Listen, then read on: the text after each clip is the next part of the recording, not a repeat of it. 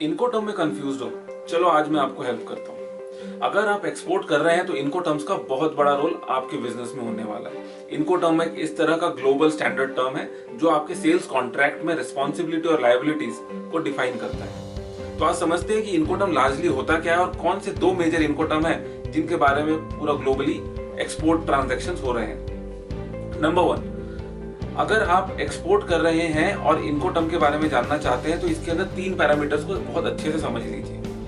Number 1 carriage, number 2 payments, number 3 risk.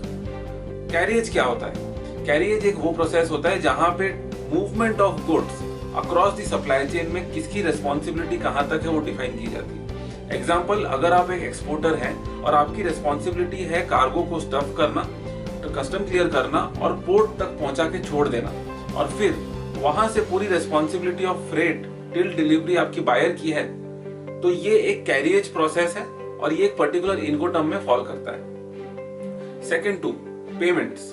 इनकोटर्म ये define करता है कि पूरे सेल्स ट्रांजैक्शन के दौरान कौन कितने अमाउंट का पेमेंट ट्रांजैक्शन करेगा और किस किस पार्ट्स या किस किस सप्लाई चेन की जर्नी के अंदर कहां पे उनकी पेमेंट लायबिलिटी बनती है और कहां नहीं बनती है।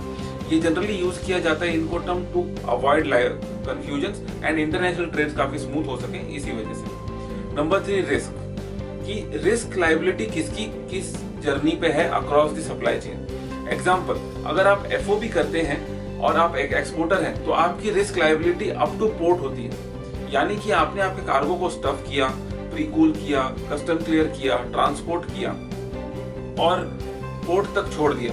यहाँ तक होने वाली कोई भी चैलेंज या कोई भी लॉस या किसी भी तरह का challenge will be liable to you, आपके ऊपर है। और उसके बाद जब कंटेनर शिप के साथ पोर्ट से निकल जाता है और बायर तक पहुंचता है और बायर रिस्पॉन्सिबिलिटी ले रहा है क्योंकि इनकोटर्म एफओबी है, तो कुछ भी होता है। एग्जाम्पल, अगर आप पेरिशेबल प्रोड्यूस निकाल रहे हैं और उसमें उसका कमोडिटी खराब हो जा रहा है तो it is responsibility of buyer, right? So responsibility of the carriage, responsibility of the payment, responsibility of the risk is purely dependent on which incoterm are you using.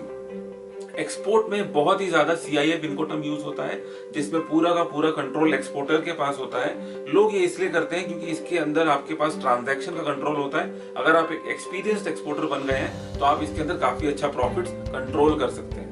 लेकिन आप शुरुआती दिनों में अगर पहले 1-2 ट्रांजैक्शन करने जा रहे हैं, आप डेफिनेटली एफओबी ट्रांजैक्शन करिए क्योंकि आपका पेमेंट होगा, प्रॉफिट बहुत ज्यादा कंट्रोल नहीं होगा, ऑप्टिमाइज नहीं होगा, लेकिन आप रिस्क से बच जाएंगे, पेमेंट की चैलेंजेस से बच जाएंगे। तो इनकोटर्म के बारे में अगर और समझना है या किसी इनकोटर्म के बारे में डाउट है तो कमेंट सेक्शन में आज ही डालें। मैं खुद आपको अगले लाइव सेशन में इसके बारे में बताऊंगा। Thank you.